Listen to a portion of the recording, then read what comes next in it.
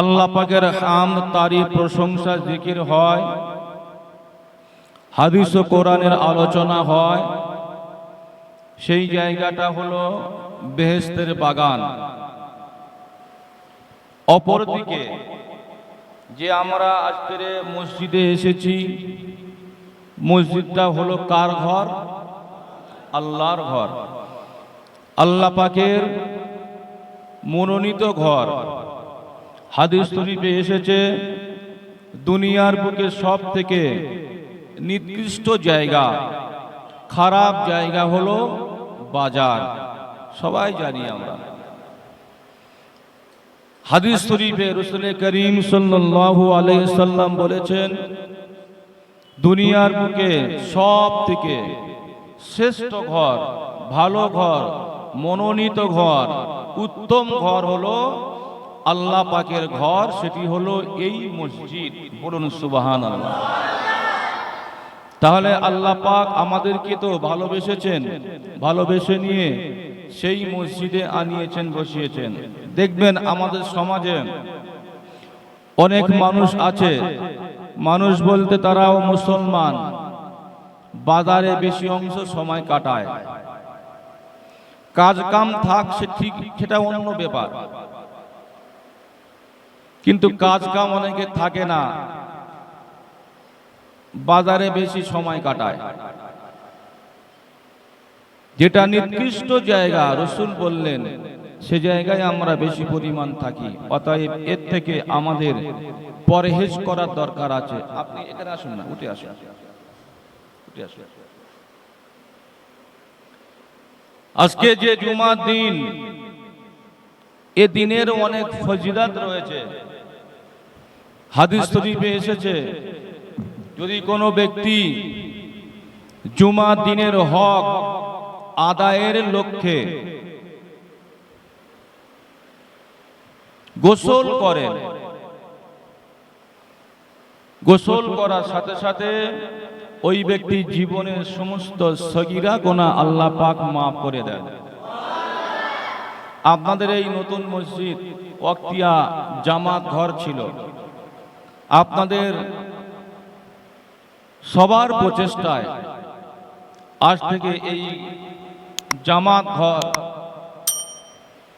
ওয়াক্তিয়া মসজিদ হবে জুমআ মসজিদ।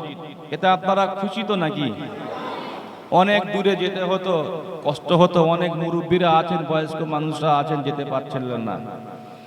এটি একটি সুবিধা, শরীয়তের ফতোয়া এটা জায়েজ, যে ডিস্টেন্সটা অনেক বেশি হয়ে গেলে যদি গ্রামের মানুষ সেই জুমা মসজিদে যেতে না পারে, তাহলে অন্যত্র জায়গায় যেখানে সুবিধা হয় জুমার নামাজ পড়া, গ্রামবাসী সবাই মিলে একতা ভাবে ও জায়গায় একটা জুমা ঘর, জুমা মসজিদ করা জায়েজ বলে দিয়েছেন। আপনারা সেই জুমা মসজিদ আজকের কায়েম করলেন, আপনারা বড় নসিবওয়ালা, তাকদীরওয়ালা। এই জুমা কায়েম করেই আজকের প্রথম জুমা বলে হয়তো সবাই বাড়িতেই আছে, কিন্তু যখন জুমা পুরানো হয়ে যায় অনেকে দেখতে পাওয়া যায় জুমার নামাজ পড়তেও আসে না। তবে আমি আপনাদের সন্তান আলেম সূত্রে বলে যাচ্ছি, বাবা, জুমা যখন চালু করছি আমাদের অনেক দায়িত্বটা বেড়ে গেল, তাই তো নাকি? দায়িত্বটা অনেক বেড়ে গেল। জুমা যেন এখানে যখন শুরু হয়েছে, এই জুমার নামাজ কিয়ামত পর্যন্ত চলবে। আর এই কিয়ামত পর্যন্ত চলা মানে এর দায়িত্বটা আপনাদেরই নিতে হবে, এই জায়গায় আসতে হবে। জুমা দিনে অনেকে কাজ কামে বেরিয়ে যায়, কাজ কামে চলে যায়। আমি সকলের কাছে বলবো যে অন্তত এই জুমার দিনে একটু কাজটা কম নেবেন, কাজের ভাগটা একটু কমিয়ে দিয়ে জুমার নামাজটা এই মসজিদে পড়বেন, তাহলে জুমার হক আদায় হয়ে যাব। নইলে কিয়ামতের ময়দানে এই জুমা মসজিদের জবানকে আল্লাহ পাক খুলে দেবেন।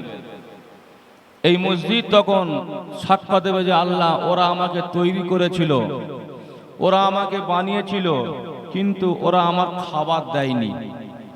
খাবার মানে নামাজি মুসাল্লি, ওরা আমার বুকে গিয়ে কপাল ঠেকায়নি, সেজদা করেনি। আল্লাহ এর বিচারটা আপনি করুন, তখনই কিন্তু আমরা ধরা পড়ে যাব।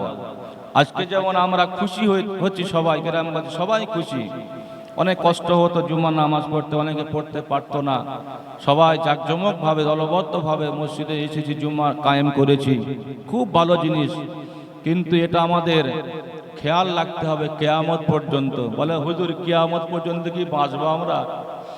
আমরা এখন যারা আছি আমাদের এই দায়িত্ব নিতে হবে। এরপরে আমাদের ছেলেরা, আমাদের ওয়ারিসানা, তারা আর পরস্পর আসবে। যদি আমরা দায়িত্বটা নিয়ে চলে যাই, যদি আমরা মানে এই জায়গায় জুম্মার হক আদায় করি, তাহলে আমাদের দেখে এরা শিখবে, আমাদের ছেলেরা, আমাদের বাচ্চারা এরা শিখবে না। আমার বাপ দাদু জুমার নামাজ পড়তো, আমাদেরও পড়তে হবে, আমাদেরও যেতে হবে। যদি আমরা মানে ধারাবাহিকতাটা ঠিক রাখি, ধারাবাহিকতাটা আমরা যদি ঠিক রাখি, তাহলে কিন্তু এ জুমা ঘর আর বন্ধ হওয়ার মুখে যাবে না। আমি দেখি তো আল্লাহ করে বহু জায়গায় যাই, অনেক জায়গায় নামাজ পড়ি, জামাত হয় না। মসজিদ করেছে, অনেক টাকা খরচা করে, নামাজি নেই, মুসাল্লি নেই, দায়ী হয়ে যাবে। করলে হয় করেছে জাঁকজমক ভাবে, কিন্তু দেখতে পাওয়া যায় যে সে জায়গায় আর আসে না। অতএব আমাদেরকে আজ থেকে মাথায় একটু চাপ কিন্তু বেড়ে গেল, প্রত্যেকেই এ দায়িত্ব নিয়ে মসজিদে আসবেন। যাই হোক, তাহলে আজ আমি আপনি বড় নসিবওয়ালা, তাকদীরওয়ালা, জুমা দিনে আমার আল্লাহ পাক আমাদেরকে জুমার ঘরে মসজিদে পাঠিয়েছেন, মানে আমরা অনেক নসিবওয়ালা। আল্লাহ নবী সাহাবী হযরতে সালমান ফারসি রাদিয়াল্লাহু আনহু এমন করে বর্ণনা করেন, আল্লাহ নবী, নবী আমার দয়া নবী, মায়া নবী, নবী আমার উম্মতের কাঙ্গারি ভিখারি রাসূল আমার, এক তারিখে আমি সালমান আমাকে প্রশ্ন করলেন, ও বাবা সালমান, তুমি কি জানো জুমাটা কেন, জুমা কেন জুমার নাম দেওয়া হলো, কেন জুমার নাম দেওয়া হলো? আল্লাহ নবী সাহাবী হযরতে সালমান রাদিয়াল্লাহু আনহু বলতে লাগলেন, আল্লাহু রাসূলুহু আলাম, ইয়া রাসূলুল্লাহ, হাবিবাল্লাহ, হুজুর এ বিষয় আমি জানি না, এ বিষয়ে সব থেকে বেশি আল্লাহ, আল্লাহর রাসূল ভালোই জানে। রাসূল যখন প্রশ্ন করতেন সাহাবীদের মাঝে, সাহাবীরা যদি না জানতেন সে উত্তরটা, সে জবাবটা, সাহাবীরা বলতেন আল্লাহ এবং আল্লাহ রাসূল ভালো জানেন।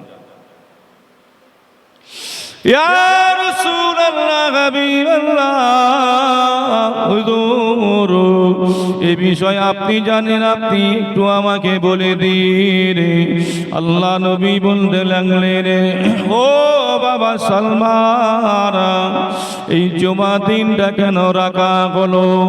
এই জুমা দিনেতে তোমাদের আদি পিতা হযরতে আদম আলাইহিস সালাতু ওয়াস সালামকে আল্লাহ পাক তৈরি করার জন্য কাদা আর পানি একত্রিত করেছিলেন, মাটি আর পানি একত্রিত জমা করেছিলেন এই জুমা দিনে। সেই জন্য করে জুমার নাম দেওয়া হয়েছে। কার? নবী আদম আলাইহিস সালাতু ওয়াস সালাম তখন সৃষ্টি হয়নি। আল্লাহ পাক পানি আর কাদা মাটি একত্রিত করেছিলেন, মানে জমা করেছিলেন। কোন দিনে? সেটা হলো এই দিনে, আজকের এই জুমার দিন। ও বাজারেরা, বিভিন্ন রওয়ায়ে রেওয়ায়েতে পাওয়া যায় আল্লাহ নবী অপর একটা বর্ণনা করলেন, ও বাবা সালমান, তোমাদের আদি আম্মা হযরতে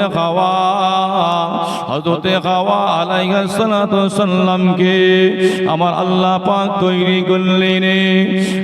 নবী আদম আলাইহিস সালাতু সাল্লাম আমাদের আম্মা হযরতে হাওয়া আলাইহিস সালাতু সাল্লামকে যে দিনেতে একত্রিত করেছিলেন ওই দিনটার নাম হলো জুমার দিন।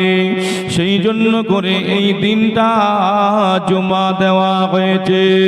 অনেক রাওয়ায়াতে পাওয়া যায় আমাদের আদি আম্মা আদি আব্বা হযরতে আদম আলাইহিস সালাতু সাল্লামকে আমার আল্লাহ পাক জান্নাতের মধ্যে দাখিল করেছিলেন। বাবাজি, আল্লাহ পাক বলেছিলেন ওয়ালা তাকরাবা হাযিস শাজারাতা ফাতাকুনা মিনাজ জালিমিন।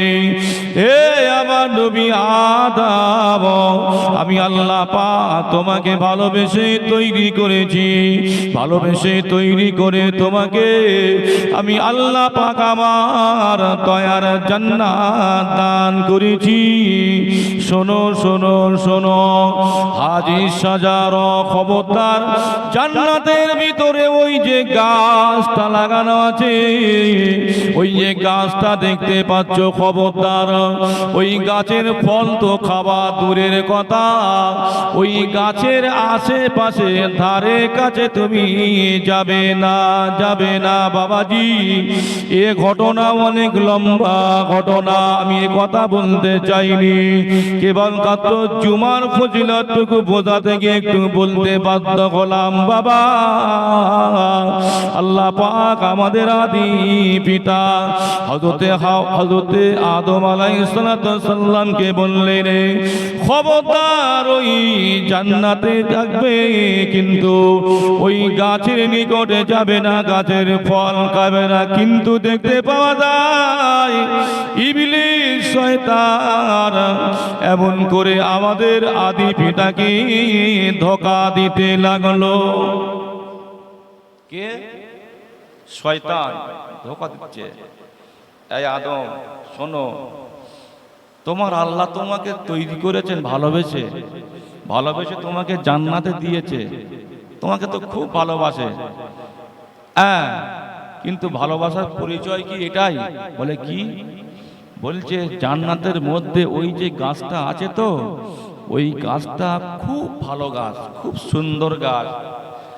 তোমাকে এই সুখের জায়গা জান্নাতে দিয়েছেন, দাখিল করেছেন, তোমাকে কিন্তু বেশি দিন এই জান্নাতে রাখবে না। কেন? তার প্রমাণ হলো ওই যে গাছের কাছে যেতে মানা করেছে, গাছের ফলটা খেতে মানা করেছে, ওই গাছের ফলটা না খেলে কিন্তু এই জান্নাত থেকে বাইর করে দেবে। আর গাছের ফলটা খেলে, গাছের কাছে গেলে তোমাকে আর এই জায়গা থেকে বার করবে না। তোমার আল্লাহ কিন্তু তোমাকে ভালোবাসে, কিন্তু পরিপূর্ণ ভালোবাসে না। কে বলছে? শয়তান বলছে। তুমি যদি এই জান্নাতের মধ্যে চিরস্থায়ী সুখ পেতে চাও, সুখ নিতে চাও, তাহলে ওই গাছের কাছে গিয়ে গাছের ফল একটি খাও। নবী আদম বলছেন না, আল্লাহ নিষেধ করেছেন ওয়ালা তাকরাবা হাযিহিস শাজারা। আল্লাহ পাক যখন নিষেধ করেছেন তাহলে আমি যাব না, ওই ফল খাবো না। তুমি বললেই হবে নাকি? আমাদের আব্বা আদি পিতা হযরতে আদম আলাইহিস সালাম পুরুষ মানুষ, দেখবেন পুরুষদের একটু মনটা শক্ত মতো হয় না, আর মেয়েদের মন কিন্তু খুব নরম নরম। তা ওই সময় আমাদের আব্বা আদম আলাইহিস সালাম পুরো একেবারে ইবলিসকে তাড়িয়ে দিল, যাও বেরিয়ে যাও, হবে না, আমি যাব না, কারণ আল্লাহ আমাকে নিষেধ করেছেন। তুমি কে বললে আমি খাবো, যাব? এইবারে ইবলিস কি করলো? ছলে বলে কৌশলে আমাদের আম্মাজানের কাছে গিয়ে হাজির। মেয়েদের মনে একটু নরম হয়, গিয়ে বিভিন্ন রকমের মানে অসহসা দিচ্ছে, বিভিন্ন রকমের কথা বলছে, খুব কান্নাকাটি করছে। মা একটা কথা বলবো? বলে হ্যাঁ বলো। বলছে ওই যে গাছের কাছে তোমাদের আল্লাহ যেতে নিষেধ করেছে কেন, গাছের ফল খেতে মানা করেছে কেন জানো কি? বলে কেন? তোমাদেরকে এই জায়গায় বেশি দিন রাখবে না বলে, তোমাদের এই জায়গায় বেশি দিন রাখবে না বলে। বলে তাই? বলছে হ্যাঁ। বলছে তাহলে কি করা যাবে? বলছে তোমার স্বামীর কাছে গিয়েছিলাম, আমাকে তাড়িয়ে দিয়েছে, ও গাছের কাছে যাবে না, গাছের ফল খাবে না। তা যদি তুমি একটু খাইয়ে দিতে পারো যে কোনো প্রকারে, হ্যাঁ, মানে মেয়েদের মনে একটু সরল সোজা হয়। এইবারে আমাদের আম্মাজান এখন আব্বাজানের কাছে গিয়ে হাজির, অনেক কথা বললো এই গাছের বিষয়ে, কোনো রকমেই খাচ্ছে না, কোন রকমে আমাদের আদি পিতা আদম সাল্লাম নিচ্ছেন না, খাচ্ছেন না। সর্বশেষ বিভিন্ন চক্রান্ত করে বিভিন্ন দিক থেকে এমন করে ওই গাছের পাতা বেটে রস বাইর করে ফল কেটে বেটে নিয়ে পিষে নিয়ে রস বার করে নিয়ে নবী আদম সাল্লাম শরীরটা একটু টায়ার্ড ছিল, রাত জেগে একটু ঘুমান্ত ভাব, সেই সময় গিয়ে খাইয়ে দিয়েছেন। আম্মাজান সেই সময়কে খাইয়ে দিয়েছেন। আল্লাহ পাকের এমন করে বিধান ছিল, আল্লাহ পাক এমন করে ভালোবেসে জান্নাতে দিয়েছিলেন। বাবাজি যখন এই ফল খাওয়া হয়ে গেল, জান্নাত থেকে বাইর করে দেওয়া হলো, বাবাজি জান্নাতি পোশাক খুলে দেওয়া হলো। ও ময়দানেরা অনেক ঘটনা, দুজনকে এমন করে জমিনের বুকে দুনিয়ার বুকে ফেলে দেওয়া হলো। একজনকে ফেলা হলো জেদ্দাতে, অপরজনকে ফেলা হলো সিংহলে। অনেক কান্নাকাটি, অনেক রোনাজারি, অনেক কান্নাকাটি, অনেক রোনাজারি। নবী আদম কাঁদতে লাগলেন, রব্বানা যালামনা আনফুসানা ওয়া ইল্লাম তাগফির লানা ওয়া তারহামনা লানাকুনান্না মিনাল খাসিরিন। আল্লাহ পাক, আমি আমার নিজের নফসের প্রতি অত্যাচার করেছি, আমি জুলুম করেছি। আল্লাহ আল্লাহ আপনি আমাকে ক্ষমা করে দিন, আল্লাহ আপনি আমাকে মাফ করে দিন। আপনি না ক্ষমা করলে, আপনি না মাফ করলে লানাকুনান্না মিনাল খাসিরিন, আমি ধ্বংস হয়ে যাব, আমি ক্ষতিগ্রস্তর মধ্যে পড়ে যাব। বাবাজি দোয়া কবুল হয় না। কিতাবের মধ্যে লেখা হলো দীর্ঘ 300 বছর কাঁদলেন, কেউ বলেছেন 350 বছর কাঁদলেন। এমন সময়তে নবী আদম উপরের দিকে তাকিয়ে তাকিয়ে দেখেন লেখা আছে লা ইলাহা ইল্লাল্লাহু মুহাম্মাদুর রাসূলুল্লাহ। আরে ওই সময়তে আমাদের আব্বাজান হযরতে আদম আলাইহিস সালাতু ওয়াস সালাম ওই লা ইলাহা ইল্লাল্লাহ মুহাম্মাদুর রাসূলুল্লাহ ওই নাম নিয়ে, আমাদের নবীর নাম নিয়ে, আমাদের নবীর ওসিলা দিয়ে আল্লাহর কাছে দোয়া করলেন। আল্লাহ পাক আমাদের নবীর ওসিলা করে নবী আদমকে ক্ষমা করে দিলেন। বাবাজি ক্ষমা করার পরে এমন করে যে দিনেতে নবী আদম আর আমাদের আম্মাজান হযরতে হাওয়া আলাইহিস সালাতু ওয়াস সালাম একত্রিত হয়েছিলেন, এক জায়গায় জমা হয়েছিলেন, একত্রিত হয়েছিলেন, এক জায়গায় জমা হয়েছিলেন। ওই দিনটা হলো এই পবিত্র জুমার দিন। এই দিনের ফজিলত আছে। নবী আদম আলাইহিস সালাতু ওয়াস সালামকে এই দিনে এমন করে তৈরি করা হলো, এই দিনটা হলো জুমার দিনে নবী আদমকে জান্নাতের ভিতরে দাখিল করা হলো। ওই দিনটা হলো জুমার দিনে নবী আদমকে জান্নাত থেকে বাইর করা হলো। ওই দিনটা হলো জুমার দিন। বাবা নবী আদমকে এমন করে যে দিনেতে মাফ করা হয়েছিল, আমার আল্লাহ পাক মাফ মাফ করে দিয়েছিলেন। ওই দিনটা সোমবার দিন নয়, ওই দিন মঙ্গলবার নয়, বুধবার নয়, ওই দিনটা হলো এই পবিত্র জুমা দিন। আল্লাহ নবী, নবী আমার দয়া নবী, মায়া নবী, আমাদের নবী এমন করে বর্ণনা করলেন, যদি কোনো আমার উম্মতি ওই পবিত্র জুমা দিনে আল্লাহর ইবাদত বন্দেগী করে, ওই ইবাদতটা আল্লাহ পাকের দরবারে কবুল হয়। আল্লাহ নবী আমার দয়া নবী বর্ণনা করলেন, যদি কোনো ব্যক্তি পবিত্র জুমা দিনে, নূরে ভরা দিনে, ওই দিনেতে দুটো হাত তুলে আল্লাহর কাছে রোনাজারি করে কাঁদে, আল্লাহর কাছে দোয়া করে, বাবা ওই দোয়াটা আমার আল্লাহ পাকের দরবারে কবুল হয়ে যায়।